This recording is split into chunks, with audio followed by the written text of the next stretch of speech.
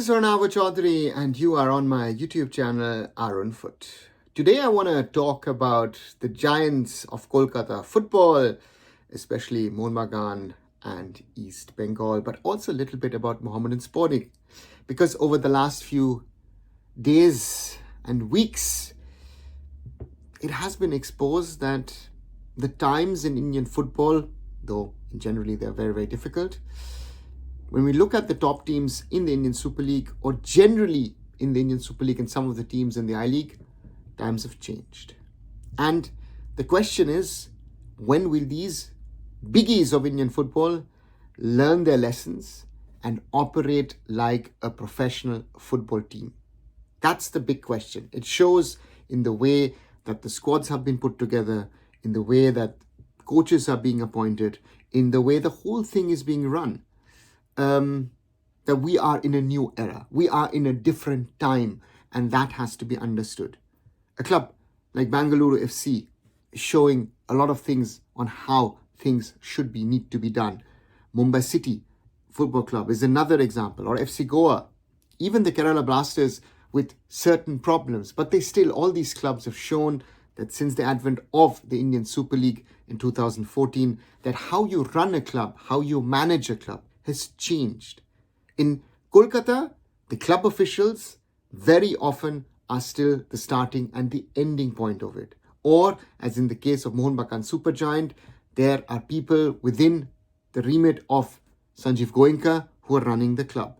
But where are the professionals, the sports professionals, the football professionals, be it in running the overall entity and on the other side in running the football team? Where is the sporting director or head of football who can run the football team in a way that things work?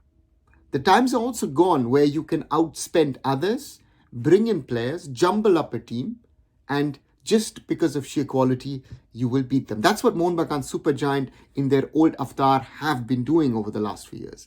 They didn't always have the best team, but they just had great individuals who are that good that they could win trophies. This season, it's been exposed because Mohun Bagan Supergiant have not learned their lessons from last season. They were missing a defensive midfielder, a foreign defensive midfielder. Yoni Kauku came in, you brought in Habas or brought back Habas, and you saw the success. This summer, they have repeated the mistakes. They have again been top heavy, bringing in attacking foreign talent. And on the other side, where is that defensive stability? Plus, of course, the club lost Anwar Ali and suddenly are in the situation that a young Dipendu Biswas is your hope. And again, he's young, he will make mistakes and he will get exposed until maybe, hopefully, he will become more consistent. And on the other side is East Bengal FC. I understand that there is this desire for the fans that the club wins a national level title. Of course, they won the Super Cup last year, but winning the ISL is the ultimate thing for East Bengal. But the thing that I have been saying now for 2-3 years is East Bengal need to understand where they stand in the Indian Super League. Yes, they are a huge club in the context of Indian football, but are they really a biggie in the ISL context? And that is something where East Bengal needed to build over a 2-3 year period, a team which can go on and challenge the arch rivals, Mohun Bagan Supergiant, rival Mumbai City, and rival all the other teams as well. We see, for example, Bengaluru FC realized where are the weaknesses within the team and filled those gaps. East Bengal went out and just literally threw money at players. Mohun Bagan has been doing it for a while, but East Bengal started literally throwing money at the players where the understanding is not there. Where do you play? And my prime example is that I have Mahesh Naurem. I then brought in last year Nanda Kumar, and this year I brought in Madhita Lal. Theoretically, all of the three players are in the same position. So the question is my buying right? East Bengal has had, again, a lot of injuries. The bench is weak. The first 11 looks good, but the bench is and continues to be weak.